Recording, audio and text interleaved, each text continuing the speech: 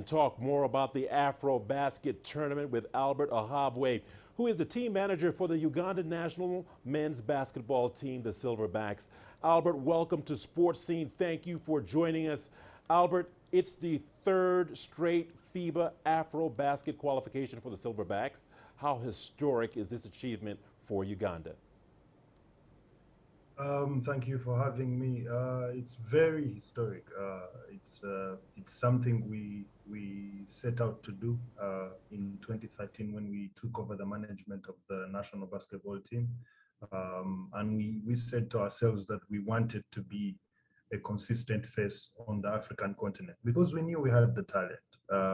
So we had always fallen short previously because of lack of resources, failure to just mobilize ourselves. But we always knew that we had the talent as Uganda to be able to push it with the best. And we've done well so far. This is the third time that we've been there in a row.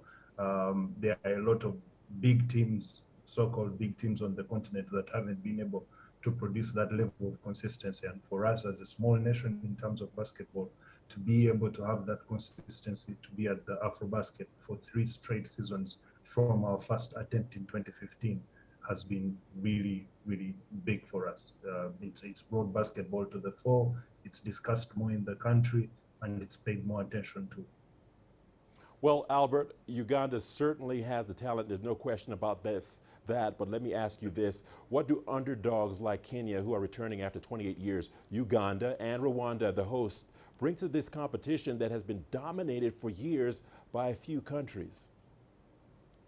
I actually always find the tag underdog very interesting. I like it in terms of if you're going into a competition and someone calls you an underdog, that means they probably underestimate you, so they don't know what's coming at them.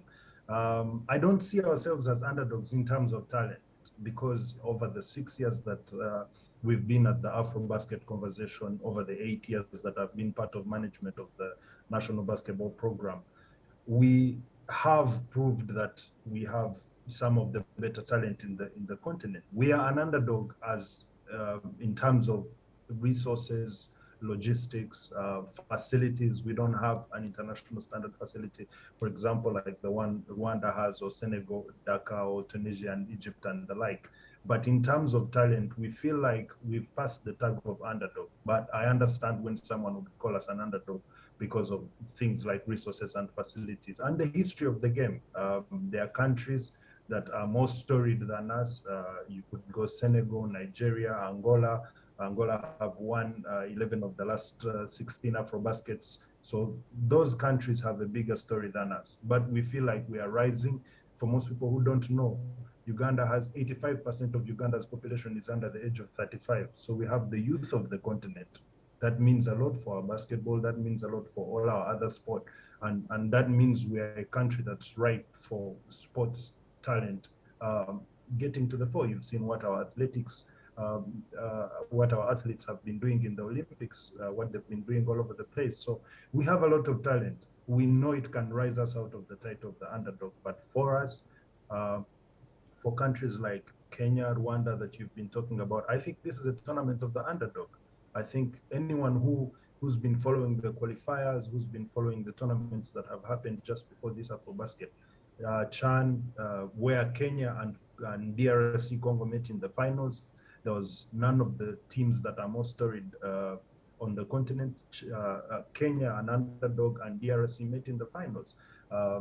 This is a Kenya that is listed among some of the underdogs in the power rankings for this tournament we're going to. So the underdogs are rising. This is, I can tell you, this is the year of the underdog. In the teams that are not so heralded at the Afro-Basket, you'll probably hear 2 or 3 teams get into the knockout stages. We intend to be one of those teams. All right, I hear you loud and clear. The year of the underdog, significant and important statements there. Albert, thank you so much for lending your wisdom to this conversation.